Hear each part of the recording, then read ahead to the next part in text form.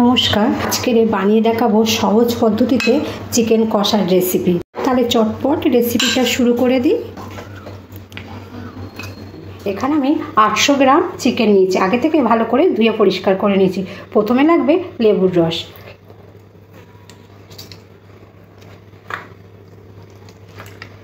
পরে দিয়ে দেবো কাশ্মীরি লঙ্কার গুঁড়ো,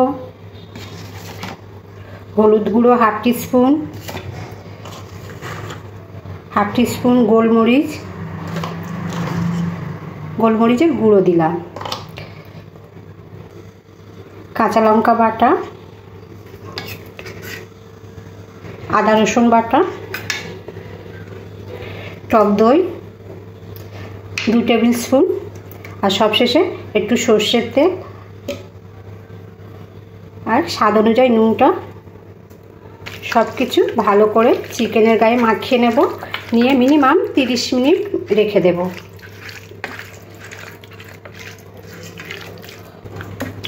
দেখুন চিকেনের গায়ে খুব ভালো করে মাখিয়ে রেখেছি 30 মিনিটের জন্য। কড়াটা গরম হয়ে আসলে কড়ার মধ্যে তেল দিয়ে দিই।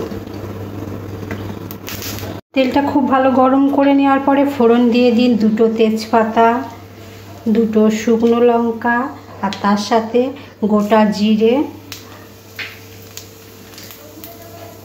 আর গোটা গরম মশলা। ফোড়নটা একটু হয়ে আসলে দিয়ে দিতে হবে কুচনো পেঁয়াজ। এখানে মাঝারি সাইজের 3খানা পেঁয়াজ নিয়েছি।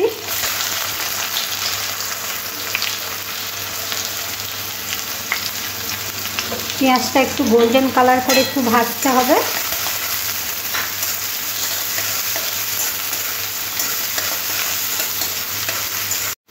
পেঁয়াজটা আর বেশি ভাজতে লাগবে না, এরকম একটু কালার এসে গেলেই হবে। এরপরে দিয়ে দিতে হবে আদা রসুন বাটা, 1 টিস্পুন আদা রসুন বাটা। তার সাথে সাথে দিয়ে দেব কাঁচা লঙ্কা বাটা। এগুলো ভালো করে পেঁয়াজের সাথে মিশিয়ে নিতে হবে। নেওয়ার পরে কিছু গুঁড়ো মশলা অ্যাড করব। হাফ টিস্পুন ধনের গুঁড়ো, হাফ টিস্পুন জিরের গুঁড়ো, হাফ টিস্পুন হলুদ গুঁড়ো,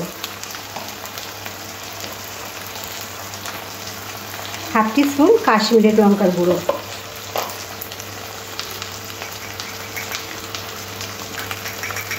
আর স্বাদ অনুযায়ী নুনটা দিয়ে দিলাম। আর নুনটা একটু বুঝে দিতে হবে, কারণ চিকেন ম্যারিনেট করার সময় নুনটা আমি দিয়েছিলাম।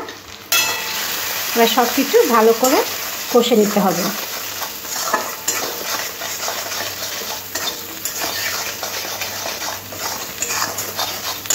সবশেষে দিয়ে দেবো এখানে মাঝারি সাইজের 2টো টমেটো বেটে রেখেছিলাম, টমেটোটা দিয়ে দিলাম।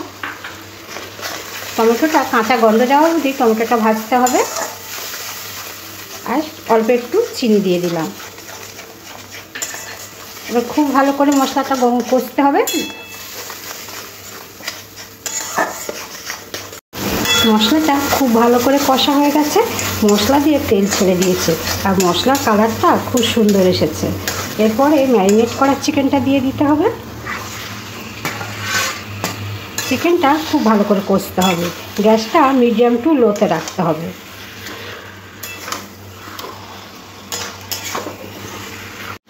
পনেরো থেকে 20 মিনিট চিকেনটা এরকম খুব ভালো করে কষে নিয়েছি।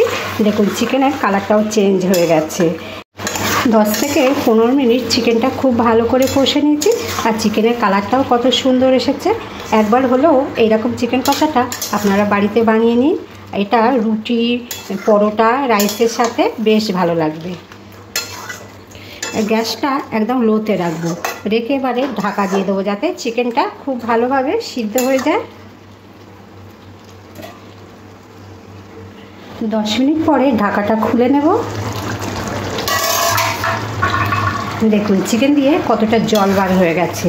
এখানে আমি চিকেনের মধ্যে আর জল ব্যবহার করব না, এতেই চিকেনটা খুব ভালোভাবে সিদ্ধ হয়ে যাবে।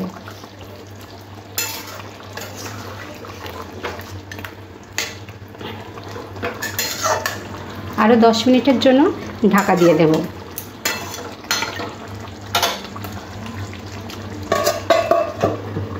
10 মিনিট পরে ঢাকাটা উঠিয়ে নেব।